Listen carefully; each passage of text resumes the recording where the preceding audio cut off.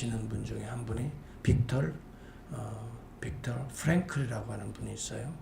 이분은 직접 저도 한번 방문을 해서 참 그 자리에서 울어보기도 했지만은 유대인 600만 학살하는 그 한복판이었던 오스트리아의 아이즈비츠에서 자신이 체포되어서 수용소에서 죽음을 기다리면서 3, 4년 거기에 머문 적이 있습니다. 많은 자기의 친구와 이웃들이 죽어갑니다. 그러는 가운데 정말 그가 살아남게 됩니다. 그래서 그가 죽음에 직면한 가운데 수많은 생각들을 갖게 됐고 또 죽은 자와 살아남은 자를 비교하는 논문을 쓰기 시작했습니다. 그리고 그가 결론처럼 말하는 이론을 확립하게 되는데 로고테라피라고 하는 이론입니다. 이것은 의미 치료라고 하는 것으로 많이 알려져 있습니다. 이 말은 무슨 말이냐 하면 많이 그런 똑같은 상황에서 죽어간 사람과 끝까지 살아남은 사람들을 비교해서 분석을 해보는데 끝까지 살아남은 사람들을 분석해 보았더니 이 사람들은 자기의 삶을 절망하는 사람들이 아니었다는 거예요. 끝까지 의미를 부여잡고 살았던 사람이었어요. 내일이면 끝나겠구나가 아니라 언젠가는 끝나겠구나가 아니라 그래도 나는 살 수 있다. 그래 살만한 가치가 있다. 자기의 자신을 항상 의미를 부여했던 것입니다. 하루하루도 의미 있는 생애다. 그래서 그 의미를 부여잡고 그날그날을 가치 있게 쓰려고 애를 썼습니다. 이러한 사람들이 살아남았다라고 하는, 다시 말하면 그 결론을 얻게 됩니다. 그렇습니다.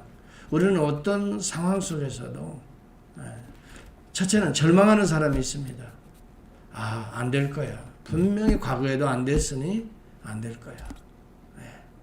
뭔가 이 죄 때문에 이렇게 발생하는데, 이런 일들이 생기는데 이거에 대해서는 반드시 하나님이 심판하실 거예요. 그러므로 미래도 오히려 절망으로 가는 사람이 있어요. 그런데 동일한 환경이고 동일한 문제를 가지고 씨름하는 사람 가운데에 그래도 하나님이 살아계시지. 그래도 우리 주님이 내 죄를 대속하셨지. 그렇다면 주님이 아무런 의미 없이 뜻없이 나를 오늘 구원하시고 살게 하실까? 그렇지 않다. 여기에는 하나님의 뜻이, 의미가 있다. 하나님의 뜻이 있는 가운데에는 나라는 존재는 가치 있는 존재다. 여기에서 의미를 잡는 거죠. 붙잡는 거죠. 그리고 그것을 향해서 하나님께 기도하는 거죠. 하나님, 혹시 내가 하나님 앞에 씻어야 될 것이 있습니까? 내 안에서 하나님께서 볼 때 버려야 될 게 있습니까? 그리고 내가 붙잡아야 될 것은 무엇입니까? 하면서 그 의미를, 하루에 주어진 그날을 하나님의 은혜 아래서 의미를 추구하는 거예요. 가치를 놓지 않는 거예요. 여러분, 나라고 하는 생애가 하나님 안에서는 엄청난 가치가 있기 때문에 나에게 오늘 한 날을 주시는 거예요. 하나님이 우리를 의미 없이 그냥 살게 해주시는 그런 무의미한 존재가 아니에요. 유의미한 분이십니다. 하나님은. 그렇기 때문에 우리가 절망 가운데에 빠져서 죄 아래 허덕이기를 하나님이 원하시는 것이 아니겠지요. 그 죄를 그리스도 안에서 씻고 다시 우리 안에 절망 가운데 있는 나를 어디요? 소망 가운데로, 그래서 우리 안에 자유를 느끼게 하고 그러므로 우리 안에 너는 새로워질 수 있다라고 하는 가능성을 보게 하고, 그러므로 우리 안에서 뭔가 관계들을 새롭게 만들어가기를 원하시는 거예요. 이것이 우리에게 궁극적으로 행복을 가져다 주는 거예요. 그래서 우리는 정말 행복하기를 원한다면 두 가지를 해야 된다라고 말을 합니다. 첫째는 재미가 있어야 됩니다. 재미가 있으려면은 뭔가 내가 좋아하는 것, 하고 싶은 것, 원하는 것을 찾아야 됩니다. 두 번째는 의미가 있어야 됩니다. 그러한 것들이 단순하게 나의 쾌락적인 향락을 위한 것이 아니라 하나님 안에서 그러한 것들이 의미를 찾아가야 됩니다. 아, 이것도 하나님이 나에게 주신 재능, 하나님이 나에게 주신 즐거움, 이것을 의미 있게 찾아가는 것이죠. 그래서 재미와 의미가 합쳐진 사람이 행복하다는, 행복지수가 높다는 그런 통계들을 우리는 보고 있는 것입니다. 여러분, 오늘 한날도 우리가 실수와 허물이 혹 있었다 할지라도, 또 마음에 들지 않는 우리 자신의 또 타인들에 대한 부분이 있었다 할지라도 거기에 대해서 여러분 정죄와 율법적인 단죄로 묵지 마십시오. 그것은 결국은 우리의 행복을, 우리의 삶의 기쁨을, 하나님 안에서의 소망을 앗아가는 것이 되어버리고 마는 것입니다. 중요한 것은 하나님께서 오늘 우리를, 땅에 있는 성도는 어떠한 자라고 말을 했죠?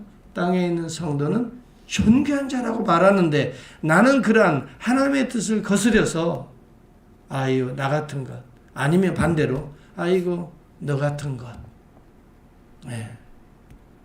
여러분, 이것처럼 하나님을 모독하는 행위가 없는 것입니다.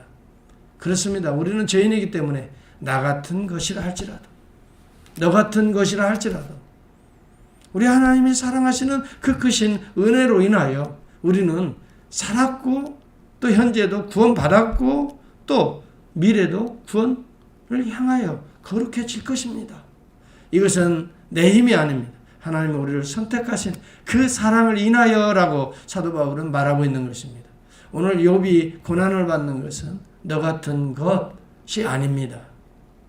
뭔가 숨겨진 죄악 때문에 아직도 회개하지 못하고, 바로 너 같은 것 하나님은 그냥 두실 수 있겠느냐? 라고 율법적인 정죄와 단죄는 하나님으로부터 정죄를 받습니다.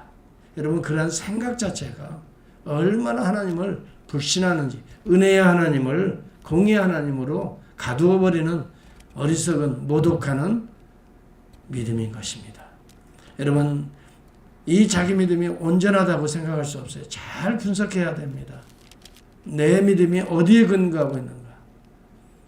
율법에 근거하고 있다면 하나님의 공의와 심판에 저주받을 수밖에 없는 존재에 묵는 것입니다. 그러나 복음에 근거하고 있다면 오늘 그러한 존재를 오늘도 그리스도를 통해서 살리시는 하나님, 그 은혜에 감사하게 되는 것입니다. 그 은혜를 인하여 우리는 살게 되고, 그 다음에 그 은혜에 어떻게 보답하기 위해서 하나님, 내가 오늘 무엇을 해야 하나님 기뻐하시고 하나님 그 기쁨이 나에게도 보람이 되고 기쁨이 될 수 있을까요? 하나님 우리를 기쁨을 위해 창조하신 것입니다. 보기에 좋았더라 그랬어요. 창세기에 보면은 1장에 보면 하나님이 창조하는 것마다 보시기에 어떻게 해요? 좋았더라. 하나님의 기쁨을 위해서. 거기에 인간의 죄가 들어옵니다. 죄는 우리를 하나님을 기쁘게 하는 걸 막습니다. 그러나 그리스도가 오십니다. 그리스도를 통해서 우리는 다시 회복된 존재입니다. 그럼에도 죄성이 있습니다. 오늘도 얼마든지 우리는 하나님의 이 은혜를 믿는다면 우리는 의미와 가치를 회복해 갈 수가 있습니다. 여러분은 정말 가치 있는 존재입니다. 여러분의 삶은 가치 있습니다. 그리고 여러분이 보람을 느끼고 행복을 느껴야 될 권리와 의무가 있는 것입니다. 아무리 지금 환경이 어렵다 할지라도 하나님은 여러분들을 이 환경에서도 의미 있는 존재로 만들어 가시기를 원하시는 것이지요. 여러분, 주변에서요, 자꾸 나를 정죄하고 판단한다고 거기에 나까지 넘어가서는 안 됩니다. 네. 저는 이것에 대해서 분명합니다. 네. 여러분들이 목사님 정말 그러세요? 제가 저에게 묻는다면 분명합니다. 나도 인간이기 때문에 때때로 실수와 허물이 타인들에 의해서 지적받기도 하고 성도들에 의해서 때로는 비난받기도 합니다. 그래서 저는 그때 속이 상하지요. 그때 또 내 자신에 대해서 절망하지요. 또 때로는 그걸 가만히 곰곰이 기도하면서 생각해 보니까 그 말이 맞기도 하는 부분이 있거든요. 그러면 어떻게 해야 될까요? 그것 때문에 그 사람의 정죄와 판단 때문에 내 자신이 어떻게 돼? 절망과 내 자신이 미궁의 숲으로 빠지는 것이 하나님의 뜻일까요? 천만에요. 그런 걸 느끼면서 내 자신을 돌아보게 되고 기도하게 되고 그 다음에 어떻게 돼? 복음으로 나아가는 거예요. 저는 이것이 너무나 분명해요. 맞다. 그 일부분 그런 부분이 맞는 부분도 있지만 그럼에도 불구하고 나는 하나님의 은혜 가운데 있다. 네. 그럼에도 불구하고 그렇게 말하기로 한다면 당신도 뭐예요? 내가 갖지 않은 더 큰 뭐가 있을까요? 죄악과 더러움과 실수와 허물이 있을 것이다. 네. 그렇다면 뭘까요? 네. 우리 스스로를 돌아봐야 된다. 이런 부분을 통해서 남을 정죄하고 판단하고 손가락질 하기보다도 우리의 자신을 돌아보면서 오히려 그런 부분들이 발견되어질 때 어떻게 해요? 그분을 위해서 하나님 앞에 기도하게 되고 그리고 내 자신을 위해서도 보혈로 씻게 되고 맞습니다. 이런 부분 그러면서 뭐예요? 자유하게 됩니다. 하나님 감사합니다. 누구를 통해서 나에게 이런 부분을 일깨워 주셔서 내가 알지 못하고 내가 쓰지 못했던 내 영적 근육을 쓰게 하시고 그런 부분이 있었군요. 깨닫게 하시고 뭐예요? 그 부분을 보강하기 위해서 하나님께 구하게 되니 그 근육이 어떻게 돼요? 사용되어지는 거예요. 묻혀져 있던 근육이 사용되어지는 거예요. 여러분 요즘 최근에 캘리포니아에 산불이 많이 일어나잖아요. 최근에도 여러 곳에서 일어나서 그냥 온통 캘리포니아 하늘이 막 뿌여요. 지금도 그런 끼가 좀 있어요. 하늘을 자세히 보세요.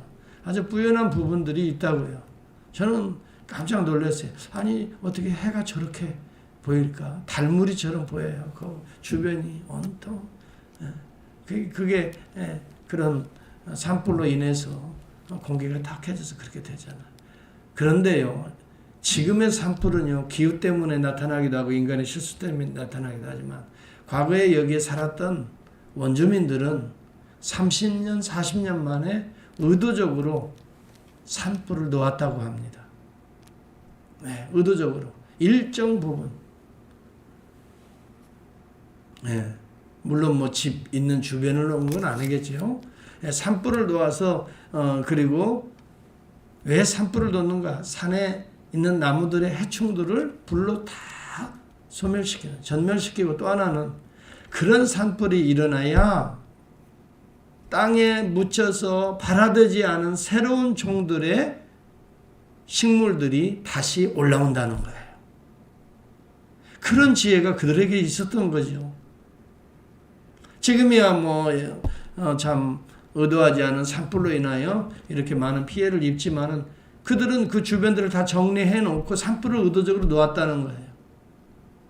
그렇게 해서 나무들을 생생하게 유지시켰다는 거예요. 왜 우리 안에 산불이라고 하는 상상치 못하는 고난이 하나님이 허락하실까요? 거기에는 두 가지 의미가 있다고 봅니다. 하나는 우리의 더러운 해충들을 어떻게 해요? 다 태워버리시기 위한 것이고, 두 번째는 우리 안에 쓰지 못했던, 발화되지 못했던 새로운 종의, 새로운 모습의 인격을 우리 안에 다시 어떻게 해요? 발화시키기 위해서.